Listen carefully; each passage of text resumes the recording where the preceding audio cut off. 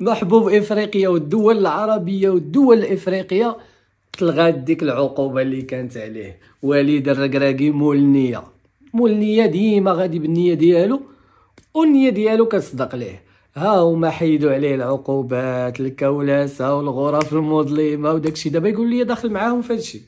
قلتها لكم هذه تقريبا واش ول البارح ولا البارح، قلت لكم راه غادي يحيدوا عليه العقوبات وما تبقى والو، وراه داخل القجع والجامعه المغربيه الملكيه لكره القدم. قلتها لكم ولا لا؟ غادي يخرجوا يقولنا الكولاسه. واخويا الا جيتي تفكر في هذه القضيه هذه غادي تقول الكولاسه ما عندهاش شي حاجه اخرى من غير الكولاسه. القجع والجامعه الملكيه المغربيه لكره القدم كينجحوا في داكشي اللي ما نجحتش فيه الفاف الاتحاديه الجزائريه لكره القدم.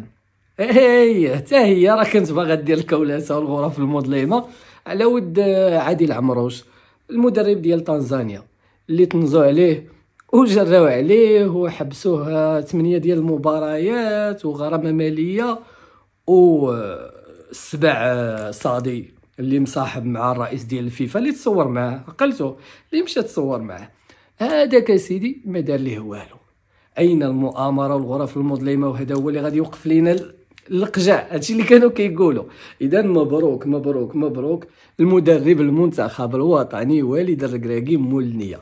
اذا المباراة ديالو مع جنوب افريقيا غادي يكون حاضر. شوف شنو داروا، راه حيدوا كلشي. واش فراسك هادشي؟ راه حيدوا كلشي، حيدوا لي سيدي العقوبات، الغرامه ماليه، اللي بغيتي تحيد الحمد لله والشكر لله. ما على علم ان عادل عمروش مازال كيتسنى الفاف والاتحاديه الجزائريه لكره القدم وصادي السبع يمشي يحيد ليه دوك الغرامات وداك الشيء، ومازال ما كاين والو.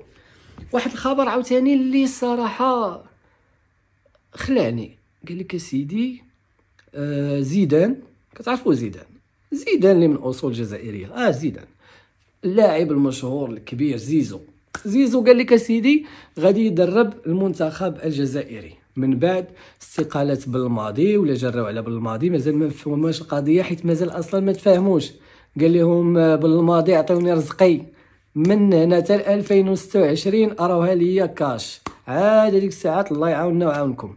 دابا صادي في مأزق ما عرف شنو غادي يدير، ولكن بغى هادشي كامل ويمشي شو غادي يعطي بالماضي، غادي يعطيه فلوسه وبغى يجيب زيدان. شحال تعطي لزيدان؟ ولكن الغريب في الامر هو ان زيدان واش اعتذر ولا رفض؟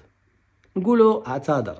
زيدان يعتذر زيدان يعتذر للفاف ولصادي اللي عنده نفوذ كبيره في الفيفا واللي عنده واحد الكاريزما وواحد شديد بزاف. كيعتذر ليه زيدان وكيقول لي اسمح لي ما نقدرش صادي، غاسير قلب على رزقك. صادي دير نضاضر، شوف مزيان غادي يبان لك واحد.